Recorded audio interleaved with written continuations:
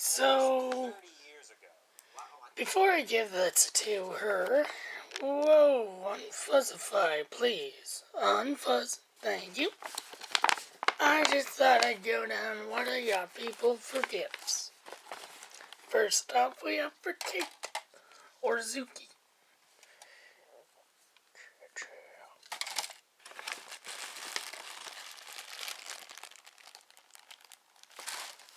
I also have one of those, so you'll be seeing it later. Oh yeah, by the way, the shirt, it's for those two or for someone else.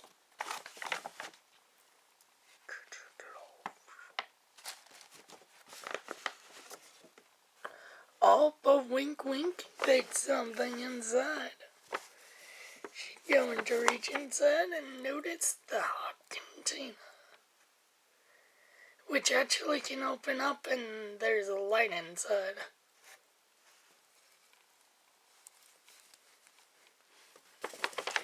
And because Greg had to open its mouth, Tetris soap for the woman in your life.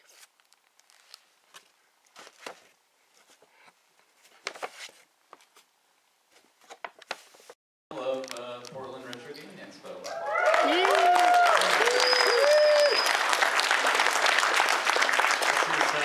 This is my first year at the convention. This is my first time ever in Portland.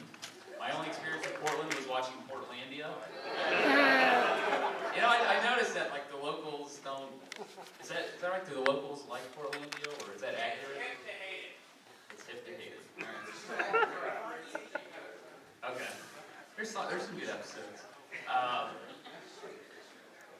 So the agenda today, we'll do a little recap of what we're going to do today. It's like you're in class. This is great, right? So first of all, welcome. Just do a recap of what's new with the show, what's going on with me. We're going to do a live presentation on a topic that no one has seen before.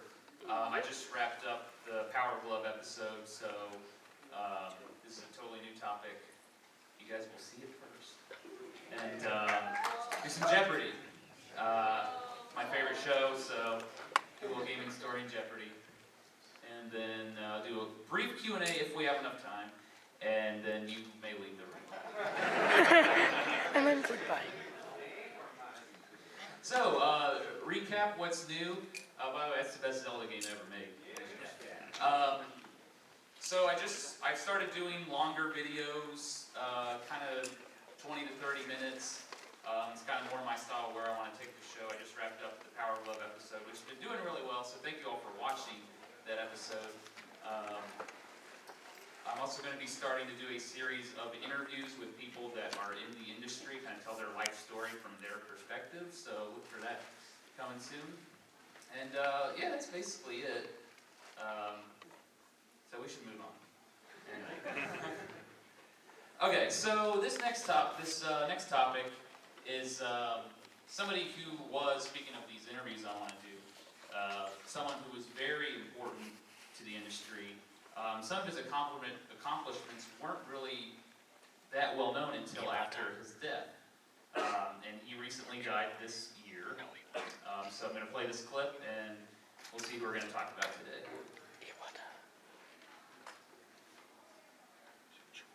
Even if we come from different sides of the world, speak different languages, even if we eat too many chips or rice balls, even if we have different tastes in games, every one of us here today is identical in the most important way. Each one of us has the heart of the game. Thank you very much for your attention.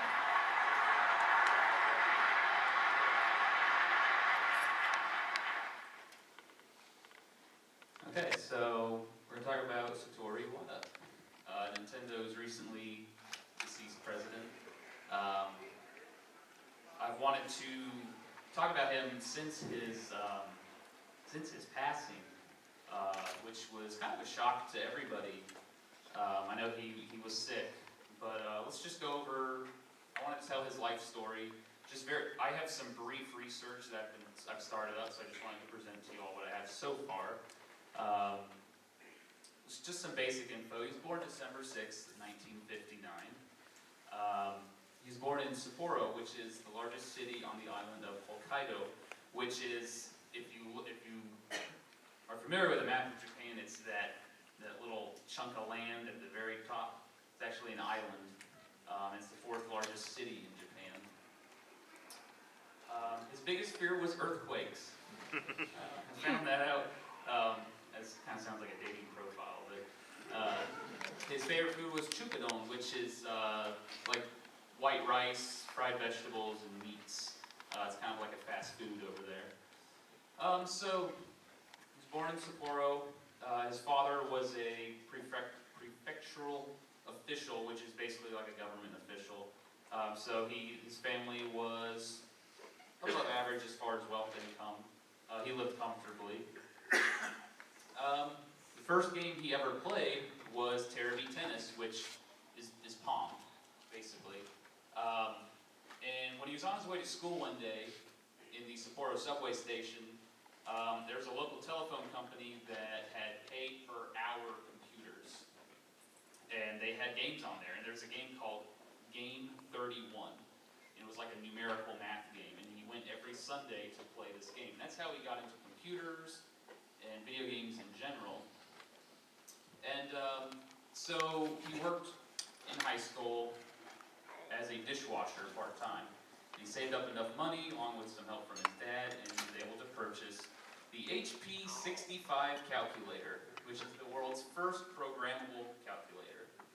It used magnetic cards to store the data, and the first game he ever made was it was a simple baseball game, which is weird because the calculator can only display numbers. So not sure how it worked exactly, but so he made baseball. He made like a missile attack game. He made like a volleyball game, and what he would do is he would let his friends play the games in class, and they were super pumped up about it. They were like, "This is really cool," and that kind of motivated him to take his life in that direction.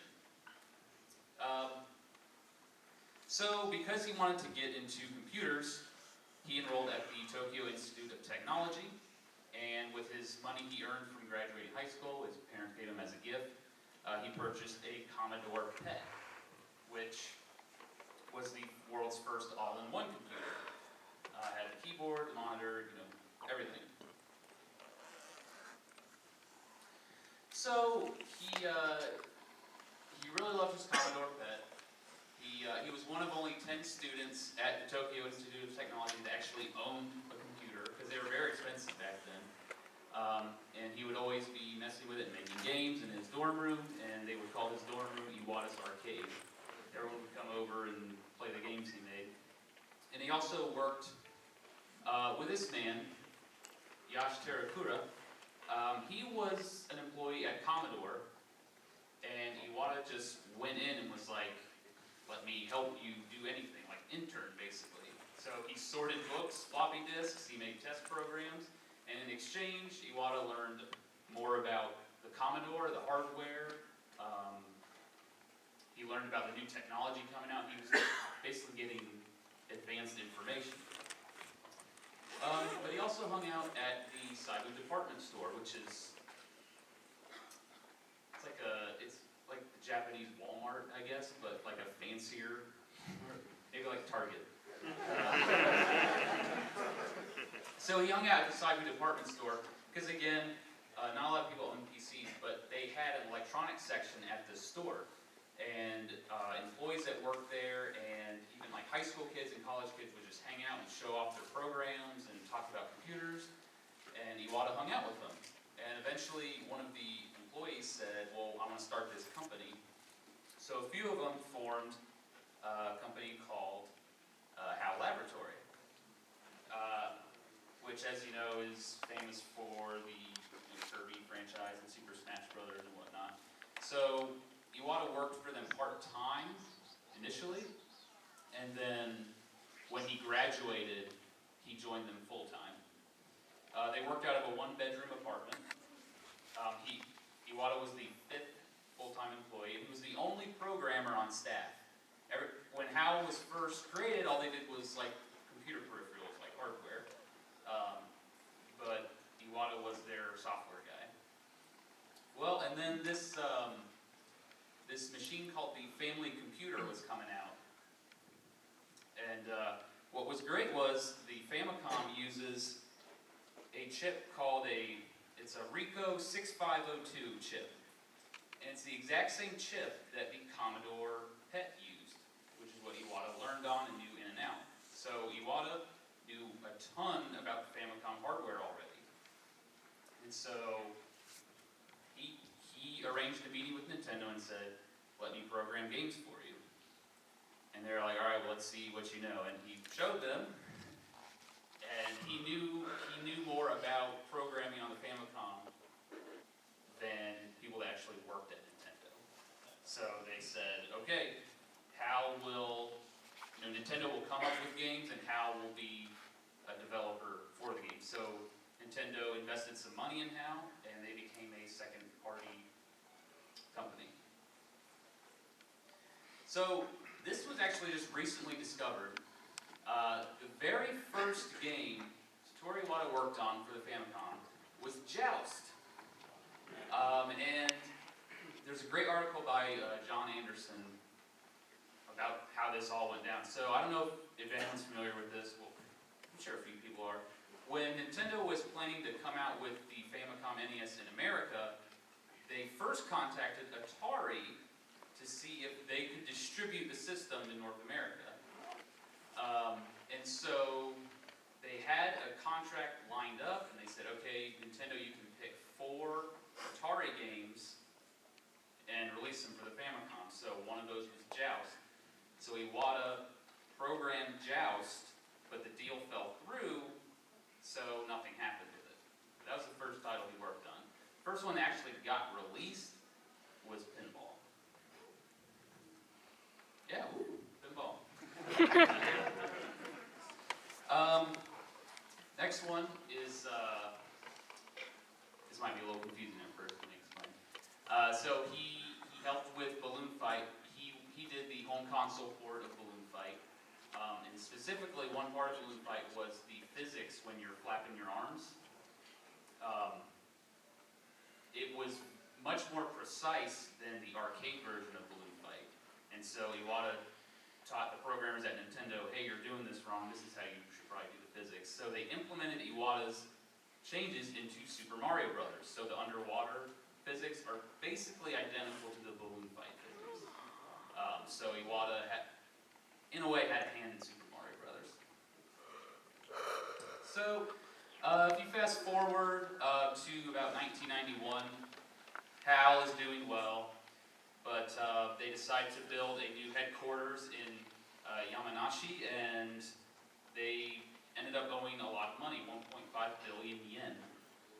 And so they had to declare bankruptcy, but Hiroshi Yamauchi said, okay, well, I've invested money in HAL, I'm going to save HAL, and you will just owe Nintendo money. You have to pay us back. But the only condition he had was Satoru Iwata must become president of HAL Laboratory, because he had a lot of respect for him. And Iwata was a board member, and he was a manager at the time, but he agreed. So now we're going to go over some of the accomplishments that Iwata had while he was president of HAL, which you don't think a president would do stuff like this, but first one was Kirby's Dream Land. He helped program it. It was actually initially called Tinkle Popo.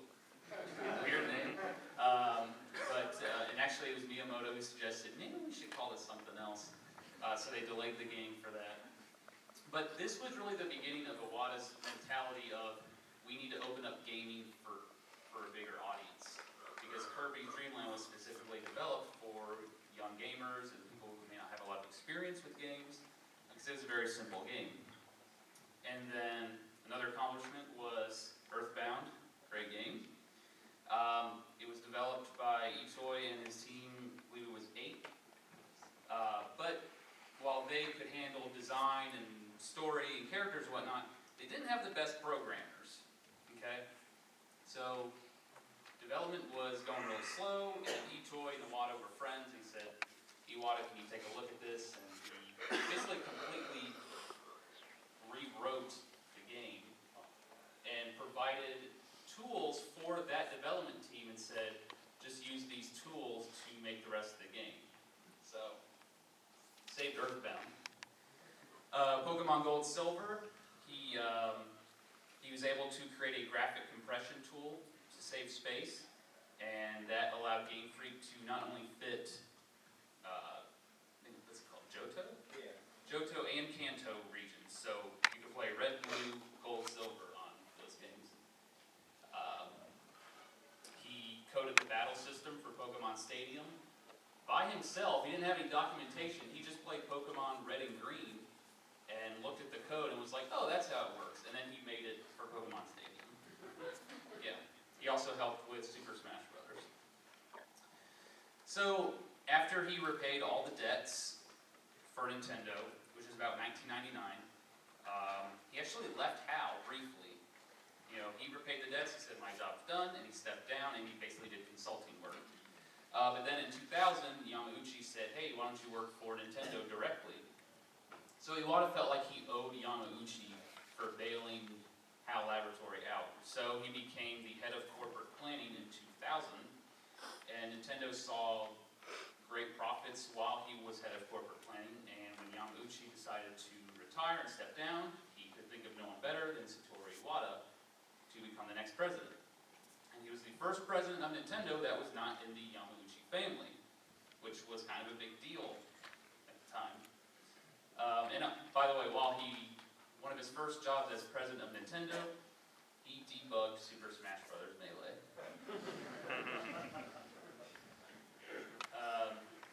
And this was really where we started to see a shift in Nintendo, where, again, from Kirby's Dream Land, that mentality, let's make gaming less exclusive, let's open it up to everybody. And so, you have devices like the Nintendo DS and the Nintendo Wii, where people who had never played games before started playing these games. Iwata would meet frequently with employees, something Yamauchi rarely did. He talked to the media, something Yamauchi rarely did. He came up with the idea for Brain Age. Anyone Brain Age fans here? Yes. Yeah. And on July 11, 2015, Iwata passed away in Kyoto due to complications from a tumor in his bile duct. And actually, the day after the news, someone snapped a shot of the rainbow over Nintendo headquarters. I thought that was a cool picture. So yeah, that's just what I have so far on Iwata. There's a lot more research to do, but wanted to share with what I had with you all for now. So.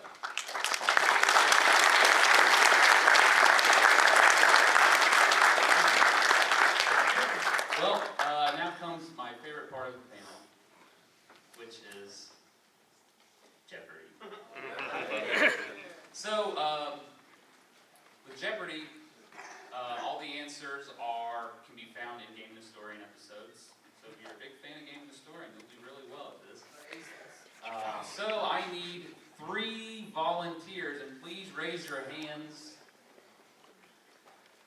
I have not seen the show in a while. I would not remember. Glasses right here. Remind me of a young Norman. Norman Osborn.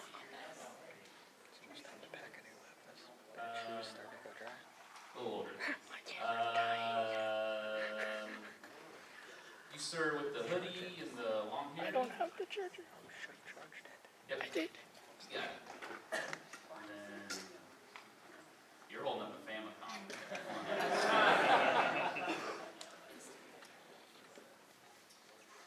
Okay, go ahead and have a seat, please. I did charge. You just made that charger, by the way. And I think your mics work, so if you could just please introduce yourself. Whoa, yo. Yo, my name's Grayson. We have Grayson. I'm Seth. Seth. I'm Vince. Vince. All right. This is going to be like kindergarten class. All right, choose your buzzer. We have blue, green, red,